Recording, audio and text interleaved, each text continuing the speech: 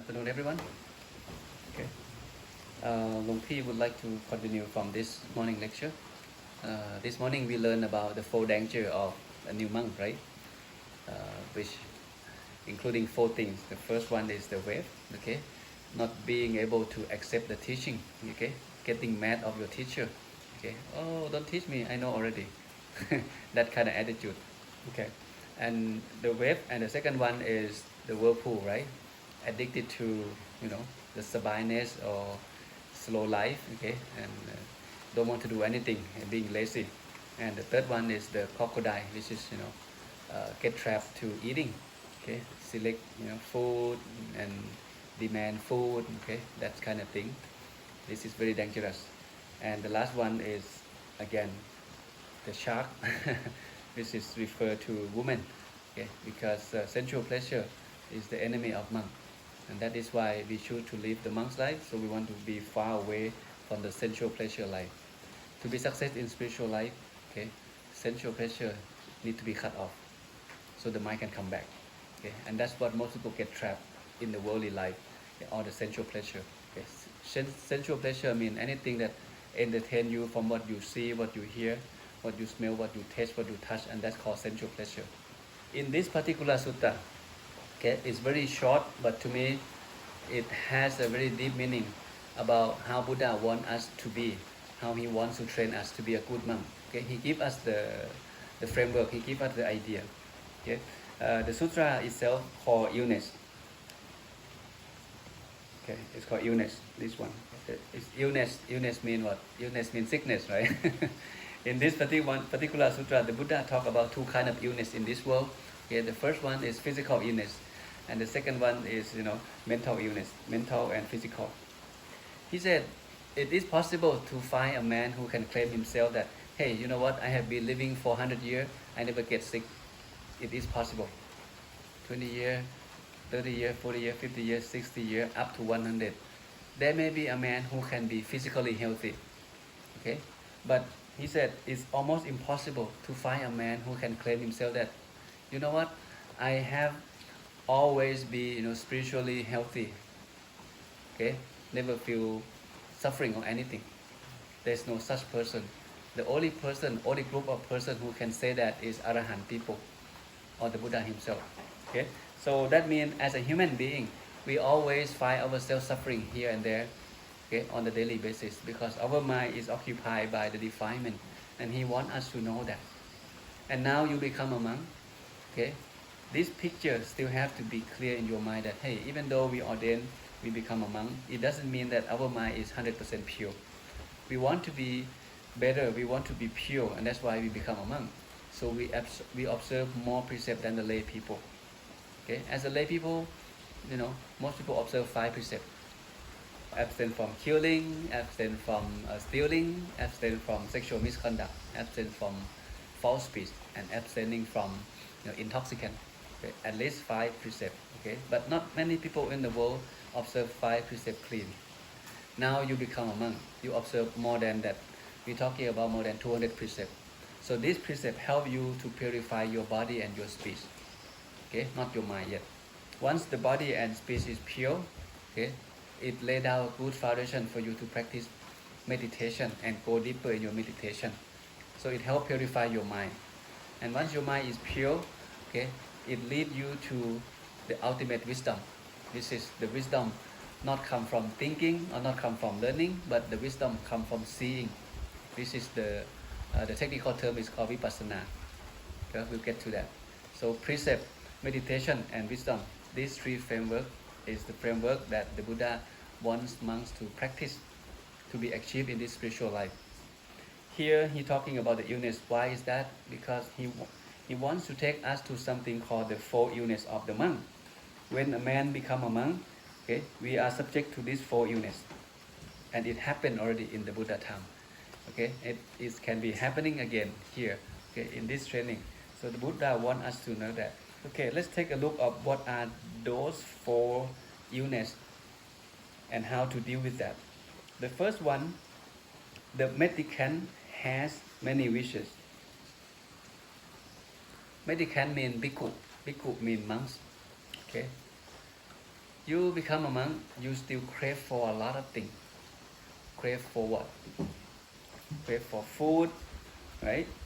Crave for medicine, crave for nice kuti or nice, shelter, crave for beautiful robes, good quality of robes.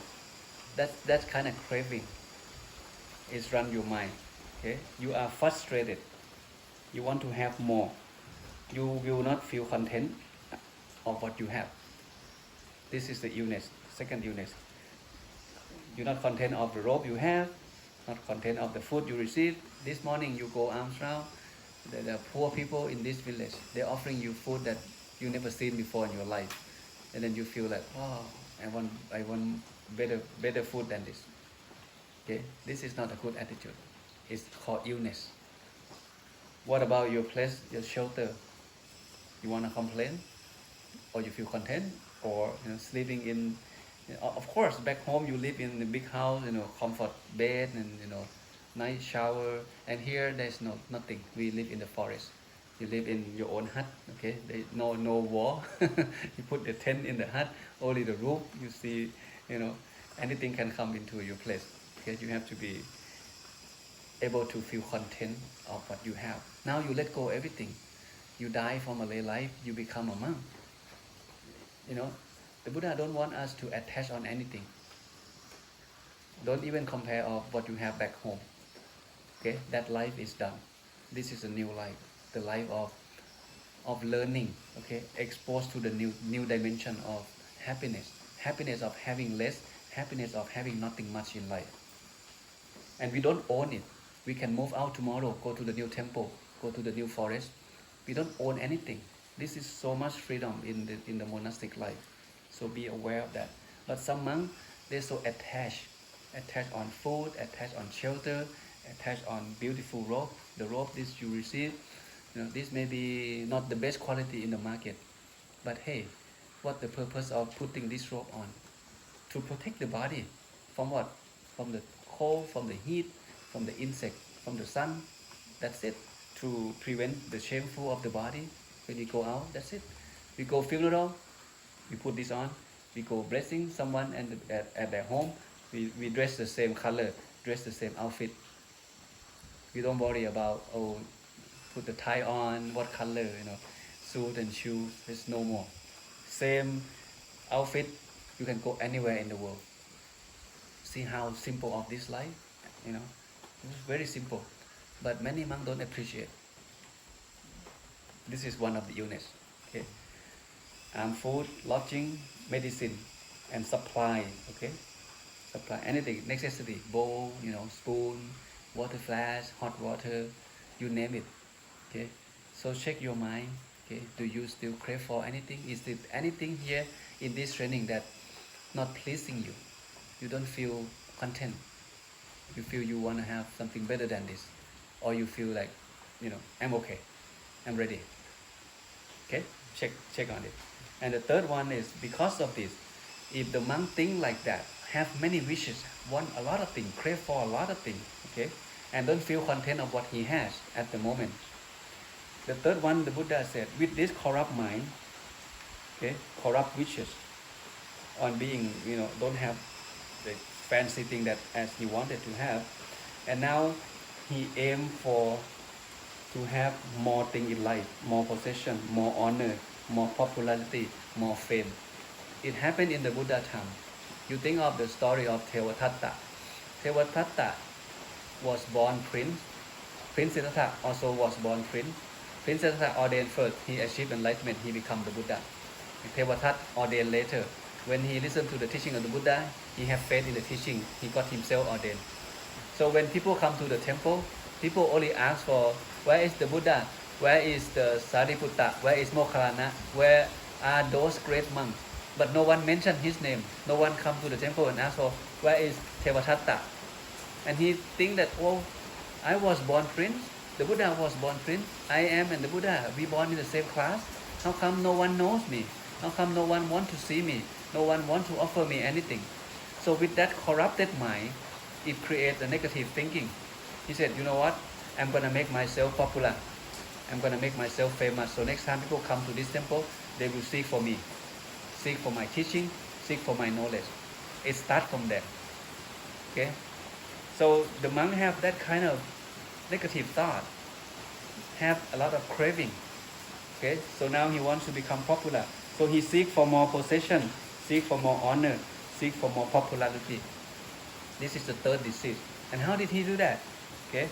Some monk go to the village, go to the house, go to the rich family, okay, and giving the Dhamma talk, pretend that he is a good monk, okay, go there, try to behave well, speak slow, eat slow, dress nice, and make sure that people, will impress his behavior. But deep down inside, he know why he go there. He seek for supporter, rich supporter, because once he gain faith from the rich supporter, he can get anything he wants. So can these lay people, can you tomorrow offering me fried rice, please? What about you? Can you offer me, pizza tomorrow? You know what? My kuti is old now. Maybe it's time to get the new one. You just send the signal to the lay people and let them figure it out. Really tricky. And the lay people feel like, oh, this monk is a good monk. Now he needs that. We should offer him this. Now he needs this. We should offer him that. And the monk feel like, oh, okay, success. This is the illness. Okay. See, this is the story. The monk try very hard, strive, and make an effort to gain all of these things. So he go to the family, visit the family, and with this motive, he sit down. And he speak the Dhamma. He start teaching the Dhamma. Even then, okay, while he was teaching the Dhamma, he wants to go to the toilet, but he didn't go. He didn't leave. He pretend he is okay, but hold it. You don't want to go to the toilet, urinate or whatever it is. Just pretend that I'm okay. Sit there, hour, 2 hours, to please the supporter, to please the lay people. Give Dhamma talk 2-3 hours. Look nice, speak slow, try to be mindful. So you pretend that I am a good monk. You should respect me. So when you gain faith from the lay people, now the monk can ask for anything he wants. This is the illness. It happened already. Even nowadays, monks seek for fame, seek for famous. They create their brand. Okay, they teach, a lot of things, as you can see nowadays on YouTube, on Facebook. Okay, to gain more followers, to gain more supporter. And once you got to that level, you become famous. Now you name it anything you want. This is not good. The Buddha did not recommend monks to be like that. Okay? And here is what he wants us to be. You should train yourself like this. Like what? Number 1, we as a monk will not have many wishes or be frustrated of what we have. Oppositely, we should feel content of what we have. Content of what? Content of your robe, of the food that you receive every day, of the place that you stay on, at the medicine that you receive when you're not feeling well, and the supply, all your necessity. You should feel content, because our life we live by the supporting of the lay people. If lay people don't support us, we die. Okay, so people poor, they offer low quality food, and we just have to manage that. We just have to eat that. Okay, and now we in the forest, we cannot demand for air conditioning or like nice bathroom or anything. This is the place for the monk to learn the simplicity, to learn how to let go, and to learn how to feel content. Okay, and we won't focus our corrupt wishes, okay, on getting more possession. Okay, more possession, more honor, more fame. Don't seek to be famous. As a newly ordained monk, I think the benefit of you being new is you are protected. You are safe in the training. No one can invite you to go out and give Dhamma talk. No one can contact you directly through the phone because you don't have that. You are protected by the mentor and the teaching team. Okay, but if you ordain like 3 years, 5 years now, you feel comfortable, and then people getting to know you. Oh, Lumpy Lucas, Lumpy Long, can you go teach at my home? My family want to offer you food. Okay, then you go. First time, people like it. Second time, third time, and then eventually, without knowing, you automatically become their monk. They own you.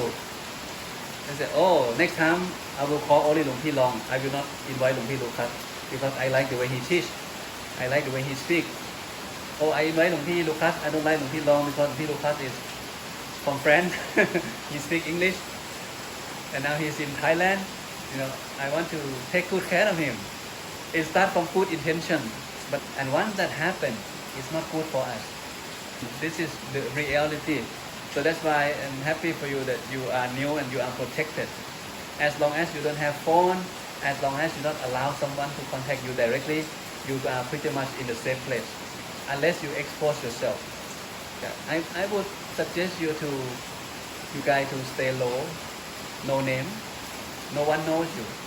You're not ordained to be famous. You're ordained for meditation.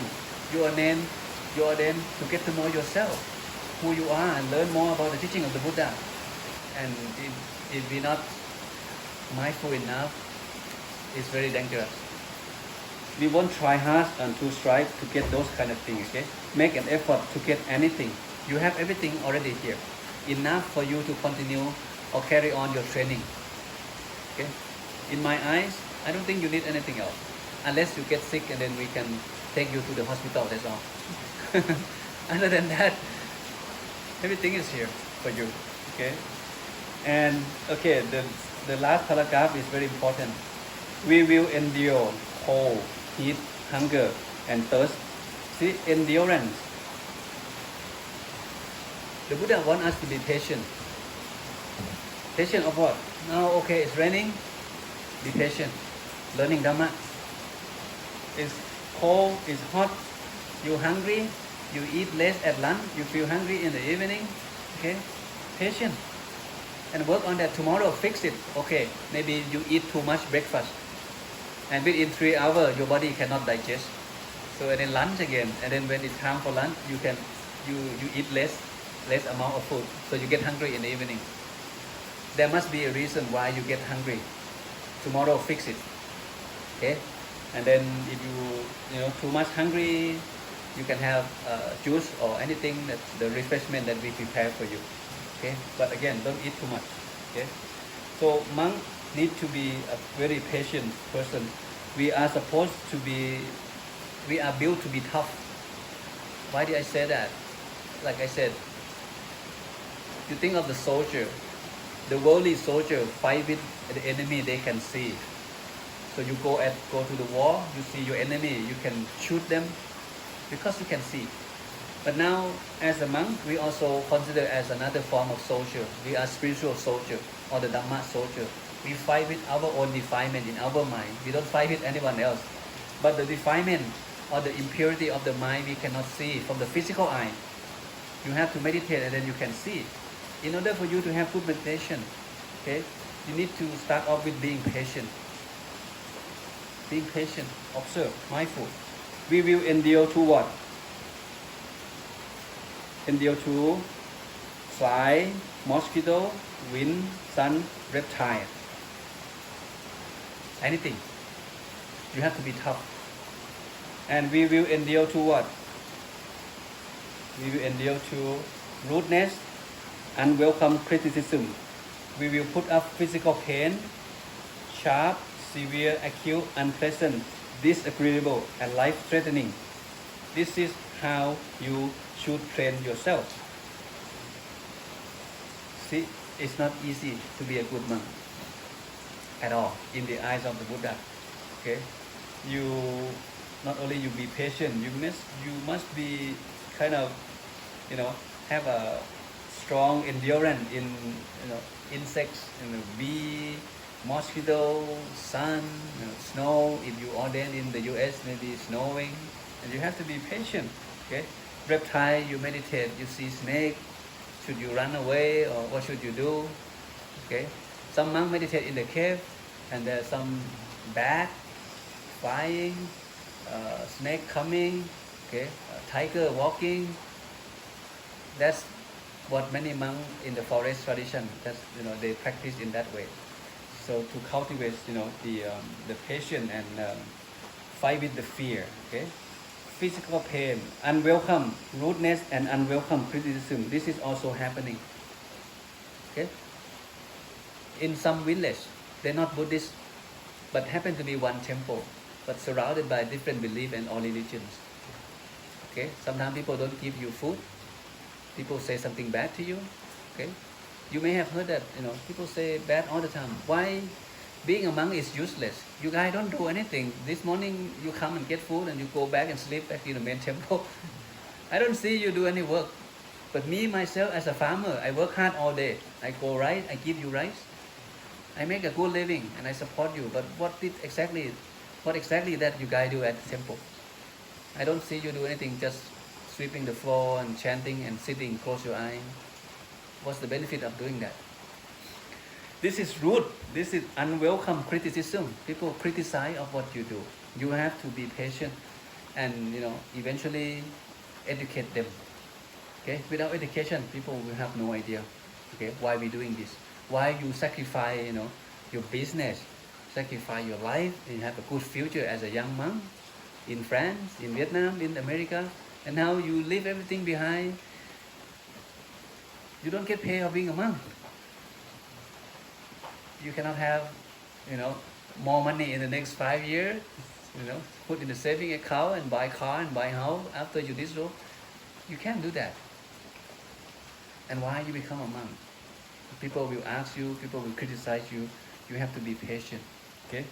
And of course, physical pain, okay, and life-threatening. Let's say you meditate by yourself at the cemetery in the back. There may be ghosts, maybe snake, maybe some scary story that people told. Should you run away? I say at night you meditate, you heard some voice, you smell something. How do you deal with your own fear?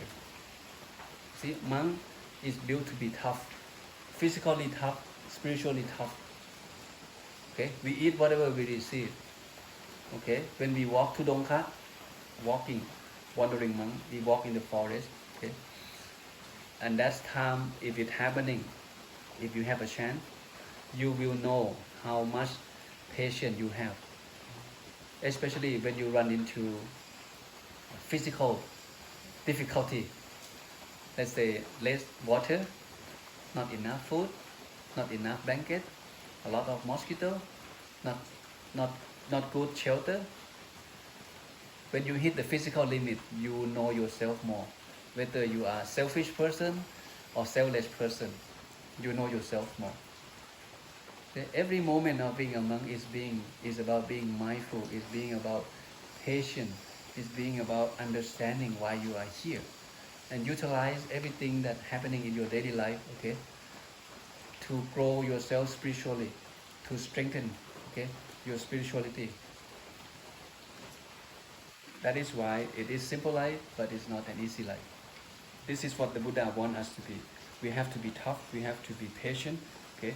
We have to be able to deal with something we don't like, okay? Bad word, okay? Not enough food, bad weather, okay? Fly, mosquito, insect, and deal with that peacefully.